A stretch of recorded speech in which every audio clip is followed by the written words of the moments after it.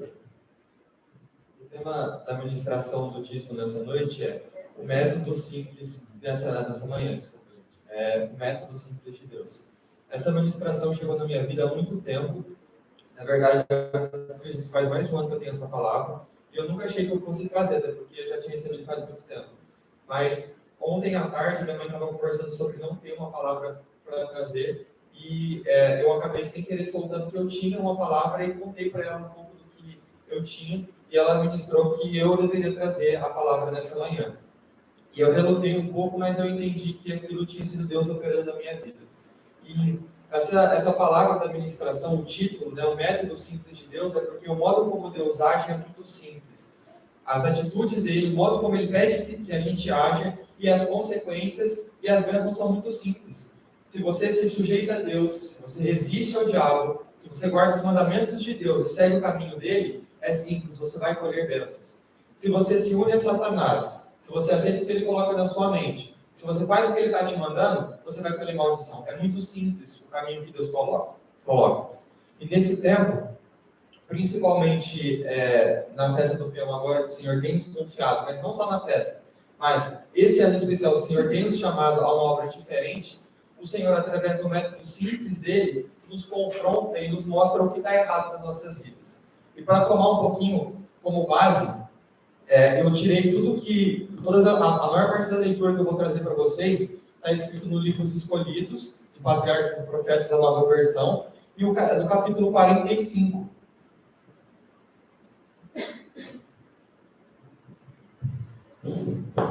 É no capítulo 45 que fala sobre a miraculosa queda de Jericó. Então, para a gente se situar um pouco, nós sabemos que Deus criou um sistema perfeito de funcionamento no céu. Até que esse sistema foi questionado por um anjo aferidor de medidas do terceiro do céu, e ele quis questionar o sistema.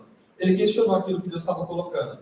E aí, a partir disso, o pecado entrou no coração de Lúcifer e ele permitiu que isso tomasse conta da vida dele, ele contaminasse os anjos e, posteriormente, ele contaminasse o mundo. E desde então, desde esses 6.000 anos, desde que o pecado, antes desses 6.000 anos, entrou no coração de Lúcifer, tem havido um grande conflito, uma grande controvérsia. E tudo que acontece no mundo, tudo que acontece nas nossas vidas diariamente, tem a ver com essa grande controvérsia entre o bem e o mal. Você sempre, no que for pensar, no que for agir, no que for fazer, vai estar escolhendo entre o lado de Deus e justificar o nome dele que foi acusado, ou você vai comprovar as acusações do que ele vai querer ajudar a acusação de Satanás, porque não tem como comprovar aquilo que ele disse porque é injusto.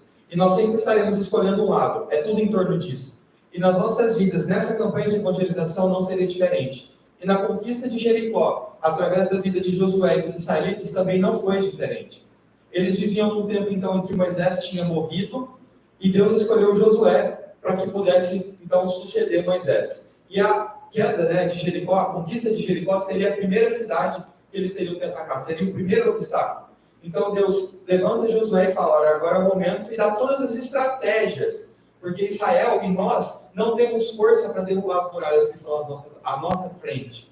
Nós precisamos do poder de Deus, nós não temos esse poder. Então, Josué acata as instruções, aquilo que Deus, através de Cristo, fala para a vida dele, e eles vão, e grande coisa Deus fez na vida daquele povo. Eles derrubaram as muralhas e eles conquistaram a cidade.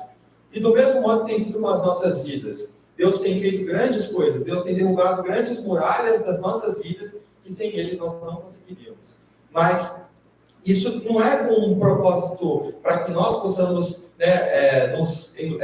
trazer glórias para si, ou para que Israel se tornasse uma nação poderosa, para que eles pudessem ter luxo e conforto. Deus permite que essas coisas, e permitiu que isso acontecesse, para que o nome dele pudesse ser levado. E do mesmo modo, nos dias atuais. Deus tem levantado a igreja, Deus tem dado sabedoria e discernimento, tem dado condição para que a obra dele possa ser levada. Para que os outros povos, assim como Canaã era uma terra pagã, e eles pudessem conquistar aquela terra e levar outros povos a olharem para Deus, do mesmo modo Deus tem nos levantado e pedido para que, Deus faz o impossível, Ele derruba as muralhas, e nós façamos como luzes menores, para que nós possamos levar outras pessoas a enxergar Deus.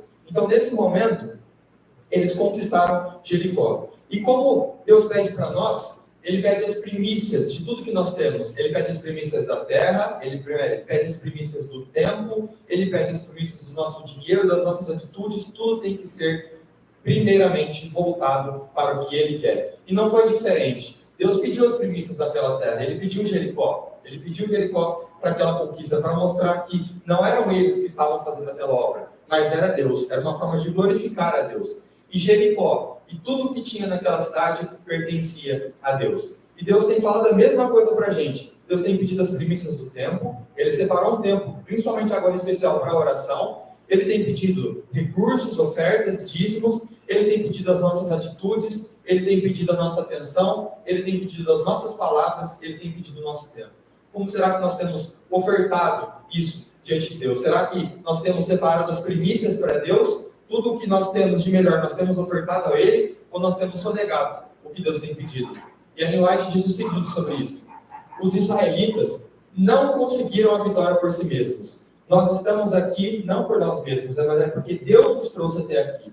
A cidade e tudo o que nela havia deveriam ser dedicados como sacrifício a Deus, porque eram as primícias da terra. Tudo que nós temos deve ser como sacrifício a Deus, porque é a primícia de tudo que Ele nos tem dado.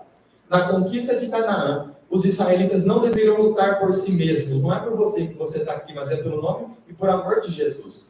Nem buscar riquezas ou exaltação própria. Não é para parecer para os outros que você tem tudo, mas para a glória de Jeová, seu rei. A ordem tinha sido dada. Então, a ordem foi dada para nós. E Deus deu uma consequência para quem tocasse no que é santo diante dele. Ele diz: fiquem longe das coisas consagradas. As primícias são consagradas para Deus. Não se apossem de nenhuma delas, para que não sejam destruídos. Do contrário, trarão destruição e desgraça para si mesmo, para sua família ou para todos que estão à sua volta. Para todo o acampamento de Israel. Quando nós tocamos no que Deus não mandou a gente tocar, quando nós separamos o tempo que Ele pediu para que separasse para Ele, quando nós não damos os recursos que Ele pediu para dar, quando nós não temos uma atitude que Ele mandou dar, nós trazemos desgraça não para nós mesmos, mas afetamos toda a congregação, toda a obra da congregação. E assim foi com Israel naquele tempo. O Senhor confiou a eles essa obra, mas Acã e sua descendência desprezaram o que o Senhor disse. E eles, durante a conquista, durante uma obra que Deus tinha feito na vida deles, tomaram para si o que não era dele. Eles pegaram as primícias da terra consagrada ao Senhor, eles pegaram tudo que era de precioso e mostraram que era Deus que estava fazendo, eles trouxeram as glórias para Ele. E quando nós tiramos o tempo de Deus, nós tiramos os recursos de Deus, nós queremos limitar a ação de Deus, porque muitas vezes Deus conta com a nossa atitude, com o nosso posicionamento, nós estamos tocando em terreno consagrado ao Senhor. E a Ellen White diz o seguinte sobre isso: nação afetada pelo pecado de uma família. Uma nação afetada pelo pecado de uma família. Um dos escolhidos para executar os juízos de Deus, para julgar, havia desobedecido a sua ordem. E a nação foi responsabilizada pela culpa do transgressor. Israel pecou e transgrediram a minha aliança que lhes tinha ordenado. E tomaram do anátema, e furtaram, e mentiram, e debaixo da sua bagagem o puseram. Deus diz que nós temos mentido. Ele confronta a gente e fala o que a gente está fazendo de errado e a gente não aceita. Ele tem falado: vocês estão colocando debaixo da tenda do coração de vocês, está guardadinho lá o seu pecado, a sua iniquidade, porque é conhecida, você sabe que pecou. Mas nós mentimos na cara de Deus. Quando Ele nos confronta, nós mentimos diante dele. E por conta desse pecado, nós sabemos o que aconteceu. Uma simples conquista de uma cidade, menor que Jericó, que deveria ser muito simples, foi um massacre terrível, foi uma derrota vergonhosa, uma das únicas, desde a época de Moisés, foi uma das únicas e poucas vergonhosas derrotas para a nação de Israel. Uma coisa que era para ter sido tão simples, foi amaldiçoada pelo pecado de uma família. E o que Deus fez com Acã e toda a sua família? Ele retirou do acampamento e pediu para que apedrejasse, para que aquele pecado ficasse de exemplo, para que ninguém tocasse no que é do Senhor, para que ele mostrasse e comprovasse que o que é do Senhor, ninguém pode tocar. E Deus tem olhado para a nossa vida, Deus tem olhado para os nossos corações, debaixo da tenda, onde nós estamos guardando a iniquidade no oculto. E Ele tem enxergado sonegação de pecado da nossa parte. Ele tem enxergado que nós estamos tocando das primícias das coisas que são dele. Ele tem enxergado o pecado que tem atrapalhado a nação inteira. Ele tem enxergado o pecado que tem atrapalhado a obra. Israel, em vez de ter sido conhecida mais poderosamente naquele tempo pelo nome de Deus, foi envergonhado diante das outras nações. E nós temos trazido grande motivo de vergonha diante do nome de Deus por conta das nossas atitudes, porque estamos tocando naquilo que é santo, estamos tocando diante daquilo que é sagrado, as coisas do Senhor. Isso falou muito forte com a minha vida. Quantas vezes eu, principalmente nessa semana, esse tempo de oração, temos feito de zombaria e de chacota nessa oração. A gente faz uma oração 5 minutos, dorme no tempo que é para orar, atrasa no horário que é para orar, não ora, não está aí com as outras vidas, não está nem aí com a obra, pode até fazer, mas não tem amor. Nós estamos tocando numa obra que é santa diante do Senhor. Temos que acordar e colocar o Senhor em primeiro, mas não fazemos isso. Tocamos em um terreno consagrado diante do Senhor, e o Senhor não aceita esse tipo de coisa. Nós vimos o que aconteceu, e foi uma derrota humilhante. E quantas derrotas, quantas dificuldades na evangelização, no confeccionar das placas, nos outdoors, na distribuição dos livros, a liderança tem compartilhado com a igreja o que está acontecendo. Por que será? O que Deus tem encontrado debaixo da tenda dos nossos corações, que tem impedido a obra e tem feito nosso nome de chacota para as outras pessoas. O Senhor tem impedido a obra, porque Ele tem olhado para Acãs e a sua descendência e tem encontrado pecado.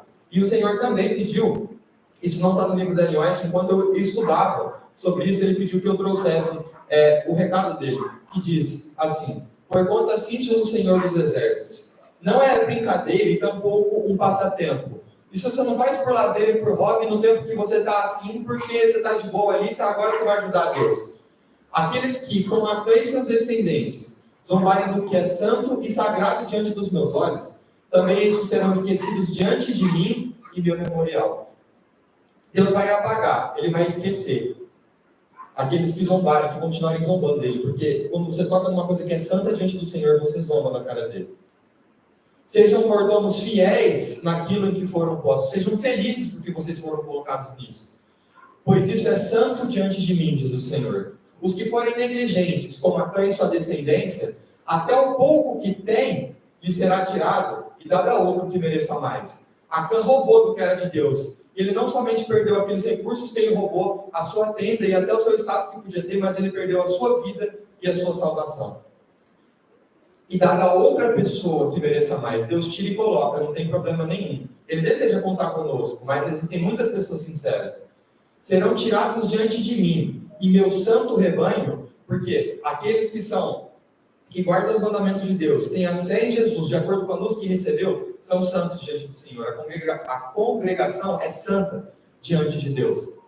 Serão tirados, para que saibam que eu sou o Senhor, Deus santo, forte e poderoso, e cumpro o que digo. E com essa consciência do que nós temos feito contra a obra do Senhor, nós vamos agora dizer que nós sabemos que tudo que nós temos de bom não vem de nós, vem de Deus. E como uma forma de pedir perdão pelos nossos pecados, nós vamos entregar tudo que nós temos de melhor, a nossa vida, a nossa obra, os nossos recursos para Deus. Amém?